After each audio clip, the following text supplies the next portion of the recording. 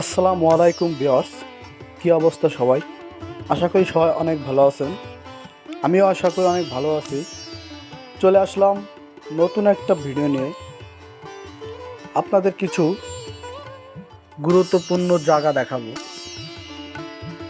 জায়গাটা হচ্ছে ফরিদপুর থেকে 50 কিলোমিটার দূরে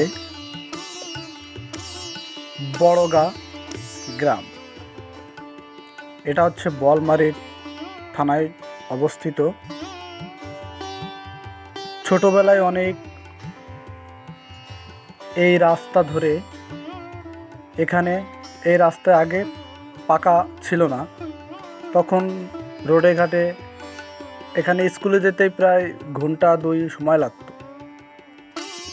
এখন এই সময়ে ডিজিটাল যুগে এসে দেখা যায় রাস্তাঘাট এবং সোনালি আঁশের পাটখড়ি রাস্তা দিয়ে চারিদিকে সাজানো গোছানো একটি জায়গা। আমি প্রায় 12 বছর পর এই রাস্তা দিয়ে যাচ্ছি।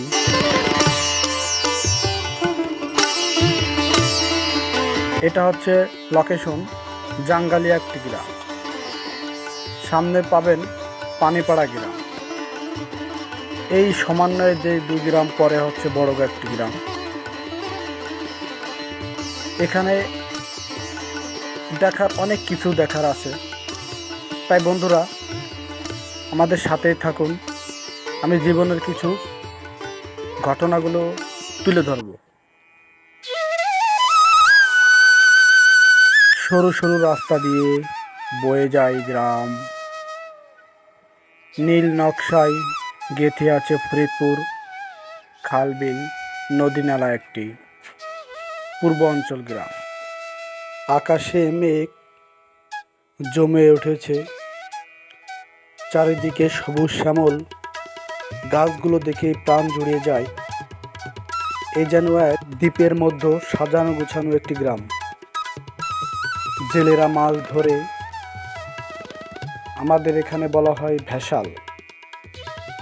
এই দিয়ে প্রতি বছরে 6 মাস ধরে তারা এই মাছ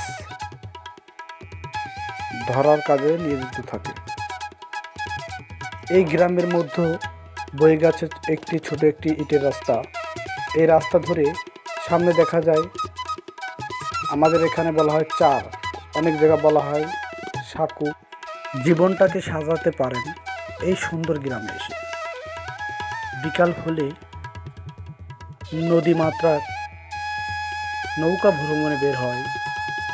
কেউ আছে শাপলা তোলে, কেউ আছে মাছ ধরে, আবার কেউ আছে অবসর সময়ে ছাগল গরু নিয়ে পথ চলে।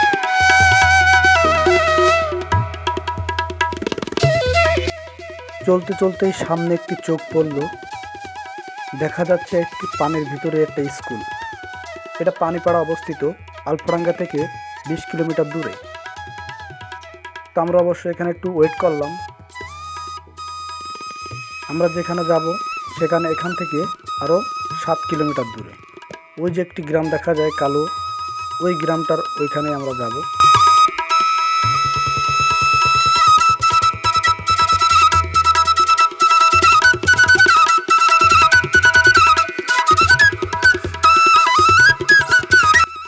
এই বিলে প্রতি বছরে একটি ঐতিহ্যবাহী মেলা হয়।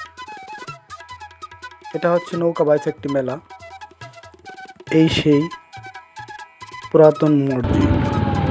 ছোটবেলায় যখন এই রাস্তা দিয়ে হাঁটতে হাঁটতে যেতাম হাটখোলার বাজারে।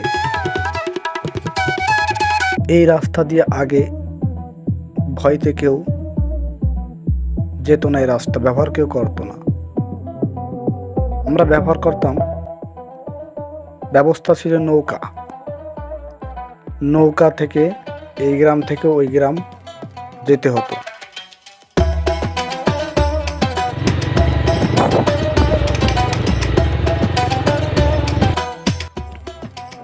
কেউ আবার সোনালি আঁশ পানিতে বাসে, আবার কেউ আবার ডাঙ্গায় বাসে। তারা এই পাটগুলো দিয়ে জীবনযাপন করে এবং আমাদের দেশের সম্পদ পাট। ফরিদপুর অঞ্চলে সোনালী আঁশে বিখ্যাত বলা হয়। এই সেই বিল, এই বিলে কিছু জীবনের ঘটনা। এই রাস্তা দিয়ে ওই পারে যে গ্রামটা দেখা যায়, ওই যে কালো যে গ্রামটা, ওই গ্রাম থেকে এই গ্রামে আসতে নৌকা ছাড়া কোনো ব্যবহার করার কোনো জায়গা ছিল না। তা বন্ধুরা, আমরা একদিন এই নৌকায় পারাবারের সময় একটা খাল আছে, ছোট একটা নদী, ওখানে নৌকাটা ডুবে যায়। এখানে কিছু না কিছু অবশ্যই বিপদ ঘটতেই থাকে, শুধু সবার এসেই। তাই বন্ধুরা, এই আমরা প্রায় 10 বছর পর এই গ্রামে ঘুরতে আসলাম। এই গ্রামটা বড়গা থেকে 1 কিলোমিটার দূরে, এবং আমরা যদি ওই পাশ রাস্তা দিয়ে ঘুরে আসছি, কিন্তু ওইখান থেকে প্রায় 10 কিলোমিটার দূরে। আর এই সোজাসুজি পানি পথে যদি যাইতে হয় তাহলে 1 কিলো 1.5 কিলো এরকম সময় লাগে। এখানে যখন পাট বড় বড় হয় তখন অনেক আতঙ্ক থাকতে হয়, যেমন গলা কাটা এবং কিছু কিছু আতঙ্ক জিনিসগুলো আমাদের মনে বিরাজ করে। এই তাল গাছগুলো প্রায় 90 দশকের আগে। এখানে অনেক জেন ভূতের সমাহার ছিল। আমরা যে সময় ছোটোবেলায় প্রায় এখানে নৌকা নিয়ে আসতাম, তখনই দেখতাম হয় নৌকা ছুটে অন্য জায়গা চলে গেছে বা নৌকা নাই, এরকম আমাদের কিছু ঘটনা ঘটতো এখানে। তখন থেকেই এই রাস্তা থেকে আমরা চলাচল বন্ধ করে দিই, তখন ওই রাস্তাটা চালু হয়। এরকম জায়গা হঠাৎ করে মনে পড়ে গেল, এখন সেই জায়গাটা কীভাবে এবং কি পরিসরে আছে, কোনো উন্নয়ন হয়েছে নাকি এইভাবেই। আসলে আমরা আসার পরে দেখলাম সেম টু সেম ওই রকম। এই তাল গাছটাও ওই রকম 90 দশকের আগে দেখছি, এখনও এরকম। শুধু এই সাইডে বাড়িঘর হয়েছে, কিন্তু ওই সাইডে রাস্তা আছে, কিন্তু ওই সাইডে কোনো বাড়িঘর।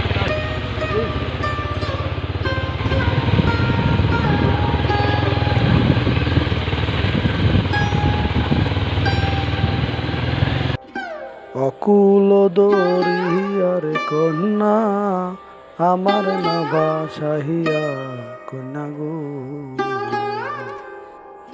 আজকের মতো আমরা এই ভিডিও দেখে বিদায় নিচ্ছি। নতুন কিছু ভিডিও দেখার জন্য আমাদের সাথেই থাকুন। কেউ যদি নতুন হয়ে থাকেন চ্যানেলটি সাবস্ক্রাইব করে পাশে থাকবেন। ধন্যবাদ সবাইকে।